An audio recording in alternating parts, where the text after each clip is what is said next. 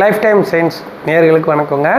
இப்போ நம்ம பார்க்க போகிறது லக்னத்துக்கு 2ஆம் இடம், அதாவது தனஸ்தானம். தனஸ்தானம் அப்படிங்கிறது மகாலட்சுமி யோகம்னு சொல்லுவோம் நம்ம பொதுவாக. அதாவதுன்னா 2 குடையவன், லக்னத்திற்கு 2 குடையவன் சுப கிரகமாக இருந்து அந்த லக்னத்துக்கு 2 குடையவன் அங்கேயே இருந்தால், ஆட்சி அடைஞ்சா அல்லது உச்சம் அடைஞ்சா, அது அவங்களுக்கு வாழ்க்கையில் பிறந்ததுலேருந்து கடைசி காலம் வரைக்குமே அவங்களுக்கு செல்வத்துக்கு எந்த பஞ்சமே இருக்காதுங்க. எந்த அதாவது எந்த திசை நடந்தாலுமே அவங்களுக்கு கிடைக்க வேண்டியது கிடைச்சிட்ருக்கும். நான் ஏற்கனவே ஒரு வீடியோவில் சொன்ன மாதிரி பௌர்ணமி யோகம் மாதிரி கிட்டத்தட்ட அவங்களுக்கு வேணுங்கிறதெல்லாம் கிடைச்சிட்ருக்கும். இப்போ உதாரணத்துக்கு நான் ஒரு லக்னத்துக்கு கொடுக்குறேன், நீங்கள் பாருங்கள். இப்போ பார்த்துக்கோங்க, இது வந்து சிம்ம லக்னத்து மிதுன லக்னம். மிதுன லக்னத்துக்கு 2ஆம் இடம் கடகம். 2ஆம் இடத்துல சந்திரன் ஆட்சி அடையணுங்க. இது சந்திரனோட வீடு. இங்கே சந்திரன் இருக்கணும். அப்படி இருந்தால் நல்ல தனயோகம்.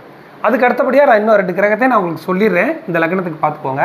5ஆம் இடத்தில் 1, 2, 3, 4 5ஆம் இடம் சுக்கிரனோட வீடு. இந்த 5ஆம் வீட்டில் சுக்கிரன் இருந்து 6, 7, 8, 9, 10, 11 செவ்வாய். இது 3மே ஒரு ப்ளஸ் பாயிண்ட் தாங்க. நம்ம இந்த லக்னத்துக்கு உண்டான ஜாதகத்தில் பிறந்தவங்க, இந்த லக்னத்தில் பிறந்தவங்களுக்கு லக்னத்துக்கு 2இல் சந்திரன் இருப்பது மிகவும் சிறப்பு.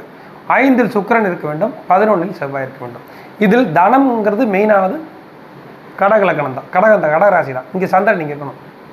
இங்கே இருந்துச்சுன்னா இந்த திசை வரும்போதும் சரி, பிறப்பு காலத்திலேருந்து பொதுவாகவே அவங்களுக்கு நல்லாயிருக்கும். இதில் சந்திர திசை வரும்போது அவங்களுக்கு வேணுங்கிற செல்வங்கள் நல்லாவே இதில் கிடைக்கும். தேங்க்ஸ்.